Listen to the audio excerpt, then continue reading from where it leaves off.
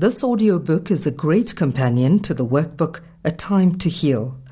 They may be enjoyed individually, but are best used together in your healing journey. If you don't have a workbook, you are welcome to write your personal reflections in a notebook or journal. The workbook is available from ranisamuel.co.za. Forward by Dr. Sam Solon. In the creation of mankind, God created a very complex being. He placed this being in the natural world, but endowed him with the ability and competence to also live in the spiritual world simultaneously. Accordingly, mankind was given a spirit, a soul, and a body. The body houses both the spirit and the soul. The underlying purpose was to produce a man in the image and likeness of God Himself. Such a being would have an eternal purpose that would be developed and matured in the natural realm and within the human body. God gave the human being a spirit out of His own person to connect the human directly to the mind of God in the fashion of spirit to spirit. The human spirit is therefore of the same kind in nature as God Himself.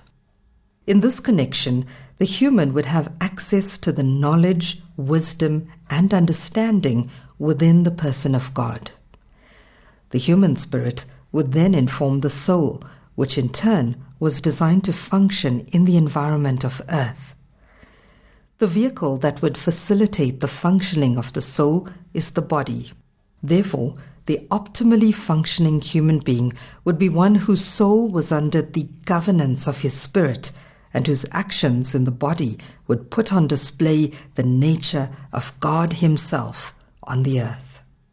The order of its operation would be the spirit of man being directly connected to the mind of God, and would transmit to the mind of the soul the intentions of God to be carried out in the human body. In this fashion, a man in the image and likeness of God would model the character and nature of God within creation. Such a person would be a spiritual person. Although contained within a human form, this spiritual man would display the glory of God's nature in the venue of earth.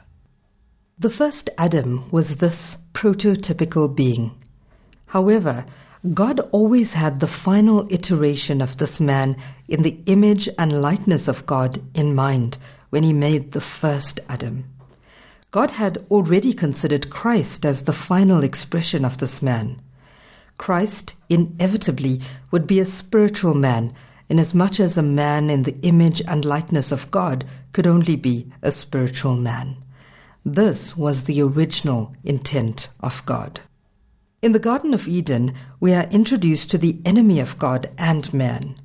This enemy, with extraordinary skill and cunning, succeeded in separating men from God. In that exchange, the eyes of man's soul were opened, and his soul began to act independently of his spirit.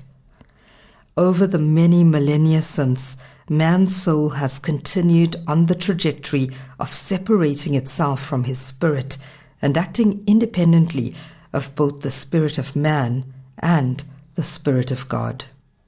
Presently, the vast majority of human beings are governed by their souls and are at war within themselves in a conflict between their soul and spirit.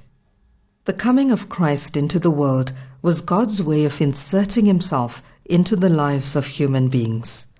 He chose to do so by restoring the communion and fellowship between the Spirit of God and the human spirit.